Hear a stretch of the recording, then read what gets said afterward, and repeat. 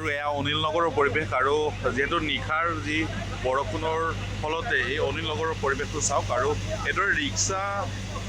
যিসমূহ বাহন আছে ৰিক্সাৰে তেওঁলোকে ৰিক্সা চালকসকলে তেওঁলোকক উলিয়াই আনিবলগীয়া হৈছে এয়া পৰিৱেশটো দেখুৱাই লৈছোঁ টাইম এইটো দৰ্শকসকলক দৰে ৰিক্সা আধা ডুব যোৱা পৰিলক্ষিত হৈছে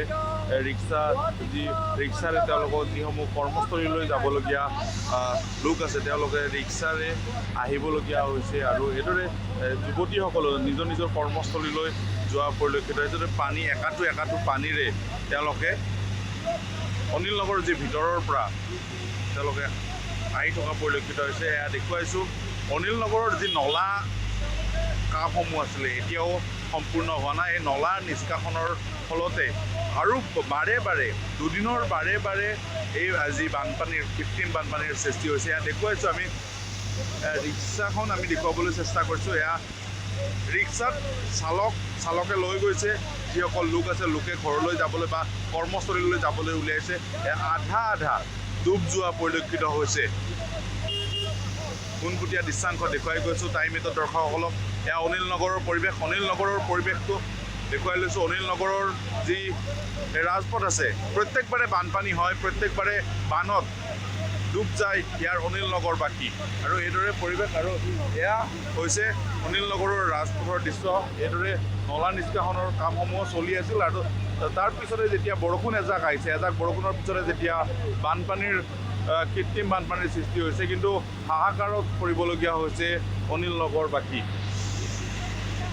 এয়া দেখুৱাবলৈ চেষ্টা কৰিছোঁ প্ৰত্যেকগৰাকী লোকেই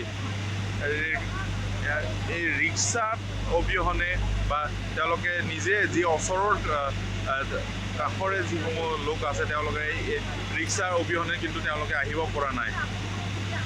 টাইম এইটো দৰ্শকসকলক দেখুৱাইছোঁ এইদৰে প্ৰত্যেকগৰাকী লোকেই নিজৰ কৰ্মস্থলীলৈ যোৱাৰ যি তেওঁলোকৰ যি সময়সীমা থাকে সেই সময়সীমা অতিক্ৰম কৰিছে কিন্তু বৰ্তমানো তেওঁলোকে চেষ্টা অব্যাহত ৰাখিছে যে ঘৰৰ পৰা কৰ্মস্থলীলৈ যোৱাৰ বাবে যিহেতু ৰাতিপুৱাৰ সময়খিনিতে তেওঁলোকে ওলাব পৰা নাছিলে তাৰপিছতে এই বানপানীৰ সৃষ্টি হ'ল ৰাতিৰ নিশাৰ ভিতৰতে আৰু যদি আমি আনফালে চাওঁ যি বাহিনী নৈ আছে এই বাহিনী নৈটো কিন্তু বাহিনী নৈৰ ইয়াৰ পৰা যি পানীসমূহ আছে নলাসমূহ আছে এই নলাসমূহৰ পৰা কিন্তু এইদৰে বাহিনী নৈত চ'লাৰ চাকা লগোৱাই বাহিনী নৈত পানীৰ ব্যৱস্থা কৰিছে বাহিনী নৈৰ পৰিৱেশটো দেখুৱাই লৈছোঁ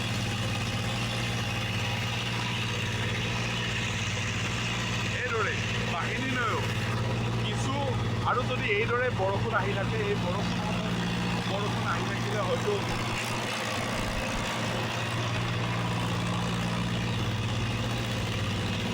কিছু সময়ৰ পিছতে অনিল নগৰ নহয় গুৱাহাটীৰ কেইবাটাও স্থানত কৃত্ৰিম বানপানীৰ সৃষ্টি হ'বলৈ কিছু সময় বাকী যদি এইদৰে বৰষুণ আহি থাকে বা আজিৰ দিনটোত যদি এইদৰে এই ধাৰাসাৰ বৰষুণৰ সৃষ্টি হয় কিন্তু